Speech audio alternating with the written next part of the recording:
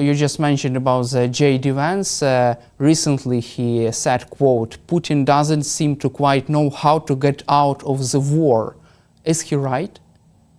No, I think Putin knows exactly what he's doing. He doesn't want to get out of the war. I could see a lot of reasons why Russians might say, you know, we need a ceasefire. Our army has been chewed up. Much of our Black Sea fleet is now on the floor of the Black Sea, thanks to Ukraine. Maybe we can get out of some of these economic sanctions and actually make much more money on our sales of international oil. All of that, to me, would argue from Russia's own point of view that they should want a ceasefire. But if those arguments are being made internally at the Kremlin, they obviously have not yet persuaded Putin. So if he's doing what he wants, he may be right or wrong from Russia's point of view, but I think Putin at this point thinks he's on the course that he should be on. Also, during negotiations last week in Istanbul, Russia has made unrealistic demands to the Ukrainian delegation. They demanded from Ukraine to withdraw its troops from 4 Ukrainian regions which are not fully occupied by the Russian side.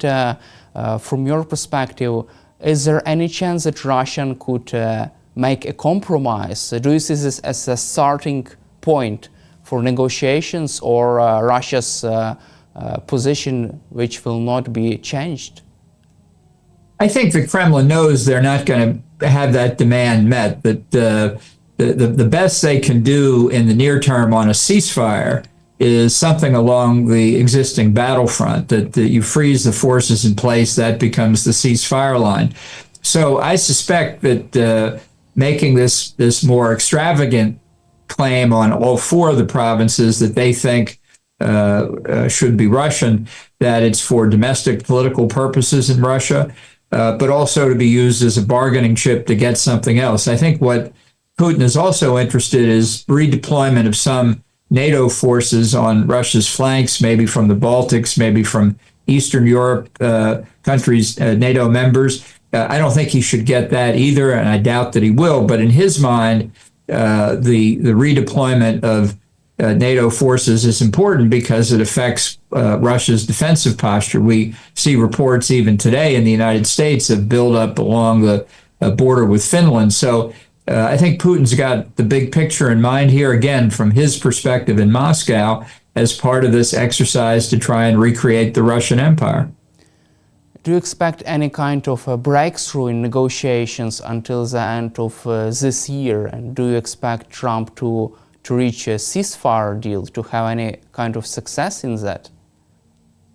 My best prediction at this point is Trump's going to back away from trying to negotiate a ceasefire. Perhaps something could change, a dramatic, unexpected development on the battlefield, or a decision by Trump to cease weapons assistance and other military assistance to Ukraine, which I think would be a huge mistake. But I think from Ukraine's perspective, that the government should be talking with European members of NATO against the contingency that Trump guts off support, to see if the Europeans can live up to their rhetoric and make up for any downturn. If Donald Trump walks away from negotiations, from your perspective, will the US continue to provide Ukraine with military aid? Well, I certainly hope so. And as I mentioned, I do think there's considerable support to continue, or in some cases increase, the military aid in Congress. We just want to be sure Trump doesn't veto it or doesn't encourage opponents of the military aid to be more active. If he simply says he'll continue the status quo in terms of weapons and ammunition and other military assistance, that would be satisfactory. It still means I think the Europeans are going to have to do more through the period through December 31st. Also, do you expect U.S. Congress to impose sanctions on the Russian economy on its own? Because U.S. Secretary of State Marco Rubio says that Republican senators and also Democratic senators are ready to make this decision on sanctions against Russian economy, but on their own, despite the position of the White House. And my question is, why on their own? They should do this on their own, but without the decision from the White House, without the support from the White House. Why does Trump hesitate to put pressure on Putin? Look, he sees Putin as his friend. That's hard to explain, I know, but Trump thinks that if he has a good relationship, a friendship with a foreign leader, then the U.S. has good relations with that country. That's vastly oversimplified, but that's what he thinks, and he thinks he and Putin are friends. I don't believe that's how Putin sees the relationship, but Trump has given no indication, at least in the roughly 24 hours since his call with Putin, that he favors more sanctions.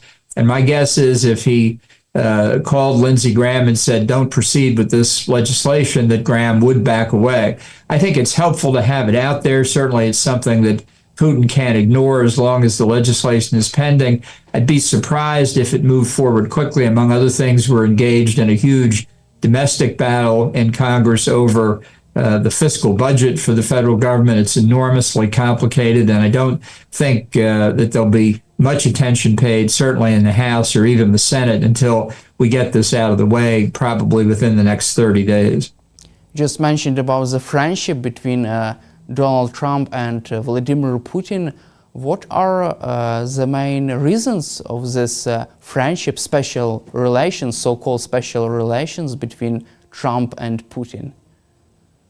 Well, it's a good question. I think in large part it's because Putin has so manipulated Trump based on his prior KGB career that Trump actually thinks they are friends.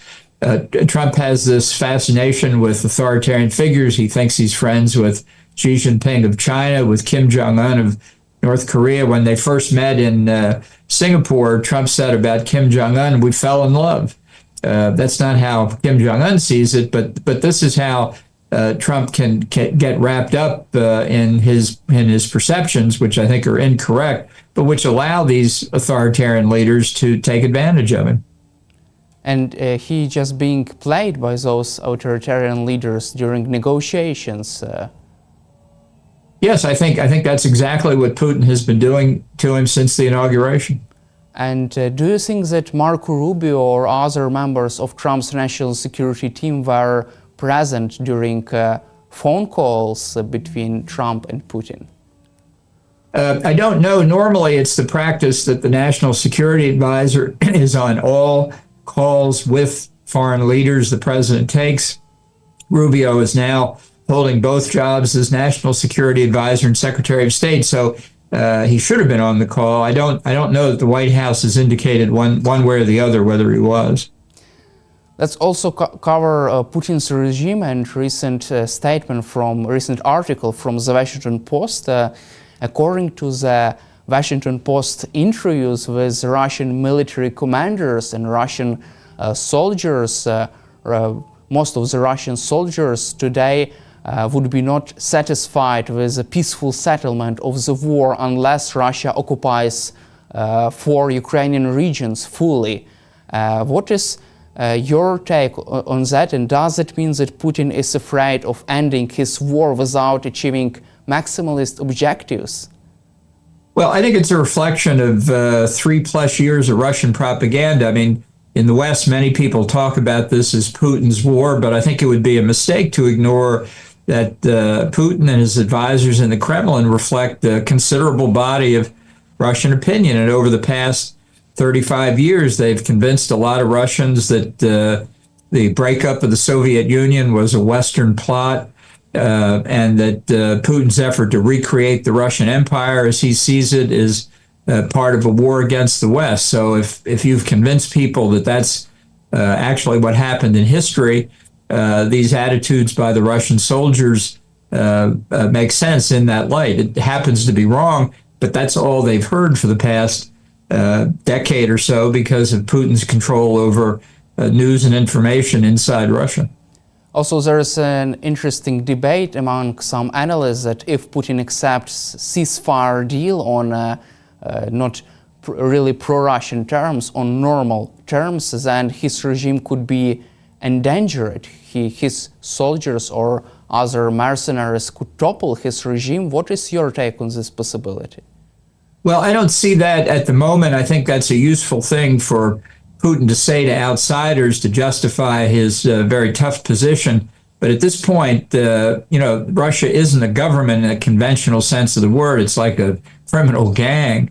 And certainly the security forces, if they turned on whoever the leader was, that could end that leader's tenure in office. But I think Putin has mastered the levers of power inside the Kremlin, and I don't see him as threatened in the foreseeable future.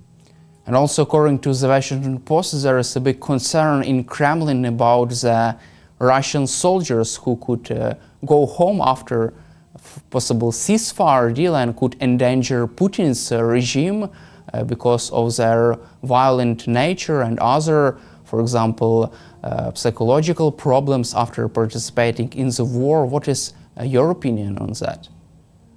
Well, there may be some danger of that. We've seen some indications of dissatisfaction in the military, the incidents with the Wagner gang and Prigozhin, but people have also seen how Putin deals with dissent inside Russia. So I think while it may be possible, I'd again say I think that's unlikely as a real threat to Putin's power. And what do you expect from Russian regime, from Putin in the upcoming months? What is your prediction on next Russia's decisions, next steps over Ukraine? I think the best prediction you can make is that he will simply step up the pressure, hope for a breakthrough somewhere. They certainly haven't demonstrated any creative strategy since the original invasion, which failed on a number of fronts because of Ukrainian resistance. So despite the enormous human and material cost of the way the Russians conduct the war, my best guess is we'll just see more of the same. And many military analysts believe that Russian army cannot fully occupy 4 Ukrainian regions. They can't cross the Dnieper River, capture the city of Kherson, the city of Zaporizhia. If Putin fails to achieve his maximalist objectives until the end of this year, would he be more positive toward reaching a ceasefire deal, for example, next year with Trump's administration? Well, tomorrow is another day. Who knows? Next year it's possible, but I think at this point Putin is optimistic. I think unrealistically so, but that's why he wants to continue the battle. And I think now, after yesterday's phone call with Trump, I think he has a free hand, at least from Trump's point of view. But do you see a ceasefire deal as a first possible outcome of this war? Do you see this as Putin's next objectives after trying to capture more Ukrainian land? Could he consider this option? Well, if he gets substantially more land, which is why I don't think the ceasefire is actually in Ukraine's interest. I don't think you want to be negotiating while the Russian troops are moving forward, however slowly it is. And yet that seems to be where we are on the battlefield today. Thank you, Ambassador Bolton, for your time and for your support for Ukraine, and glory to Ukraine. Well, thanks very much for having me. According to the Washington Post has conducted many interviews with former and current Russian soldiers and military commanders, and some Russian soldiers complaining about the corruption among Russian commanders, businessmen, and some of the soldiers also accused Russia's military command and big business of opposing a peace deal because they are benefiting from the wartime spending, from Putin's wartime spending. What is your take on that? Do you feel that there are also could be some people in the military, in the Russian business who oppose peace deal because they are not happy to stop receiving this big wartime spending, not happy to stop managing these big Russian funds?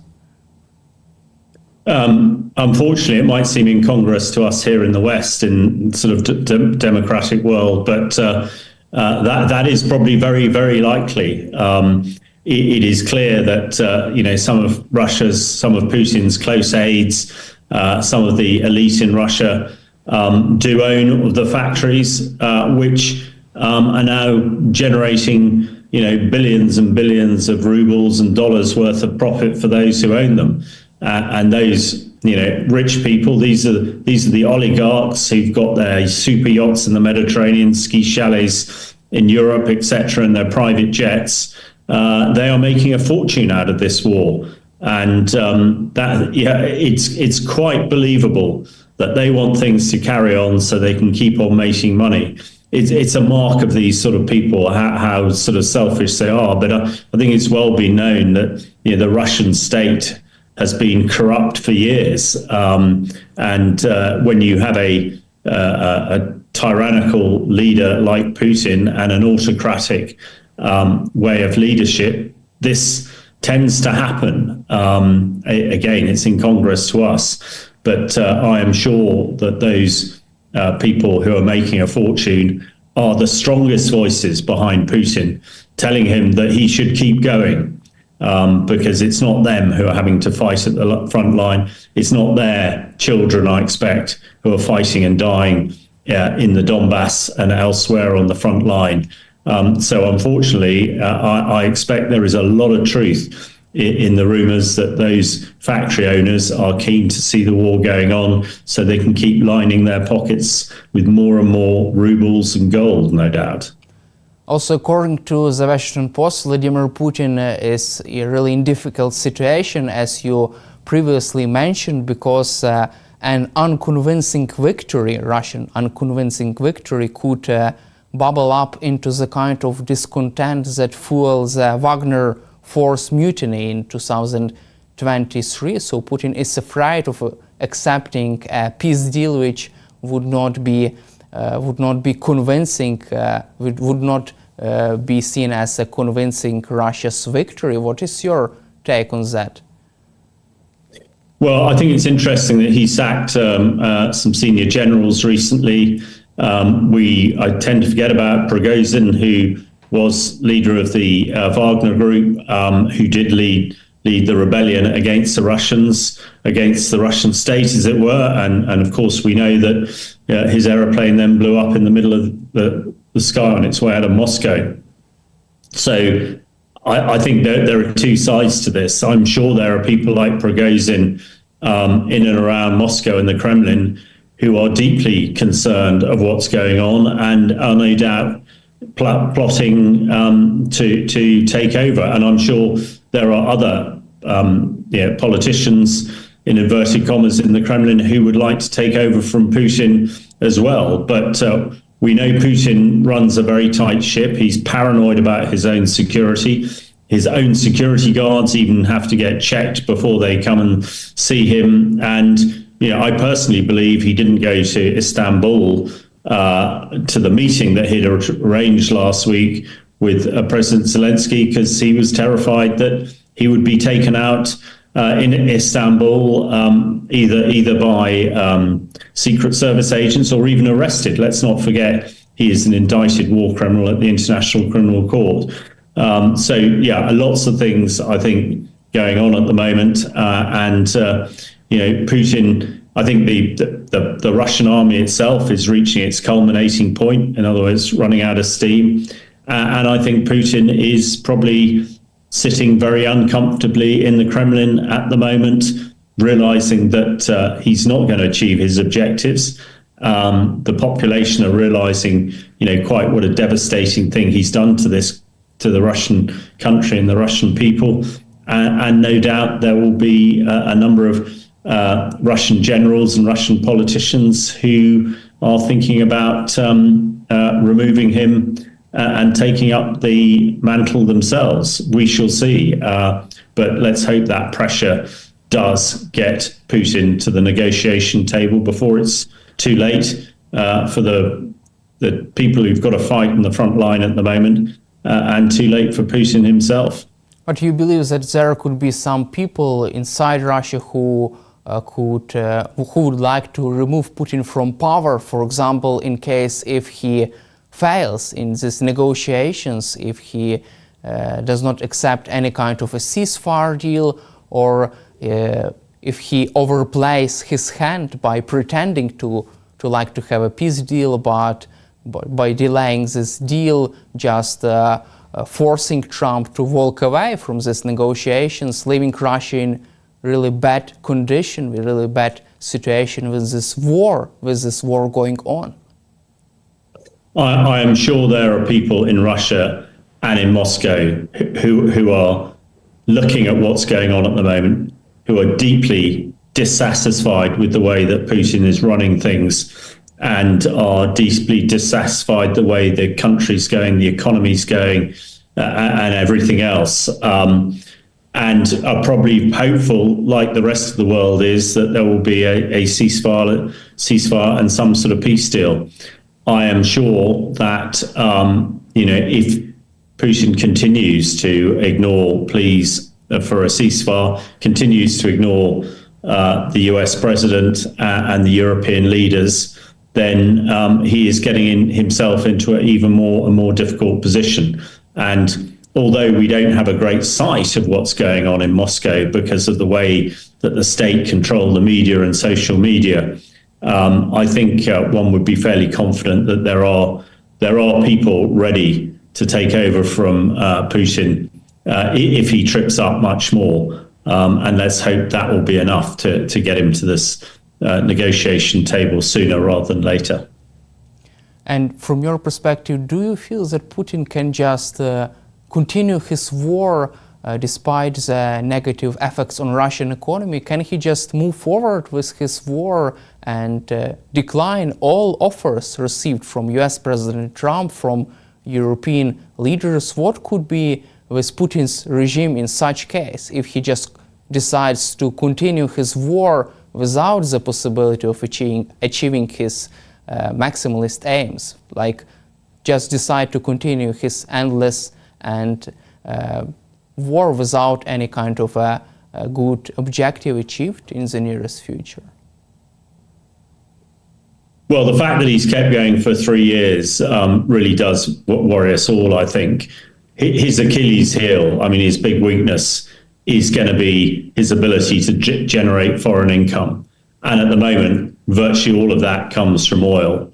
But the fact that the price of oil is falling rapidly and the Americans and Saudis are pushing it below $50 a barrel gives one confidence that he can't keep going. At $50 a barrel, Russia, on its current spending on defense, is going to run out of money pretty quickly. And that will be the precursor, I expect, for Putin either having to negotiate a ceasefire or somebody in Russia replacing Putin. Thank you, Colonel Hamish, for your time and for your support for Ukraine, and glory to Ukraine. Thank you very much for having me. Glory to Ukraine. Героям слава. Thank you very much.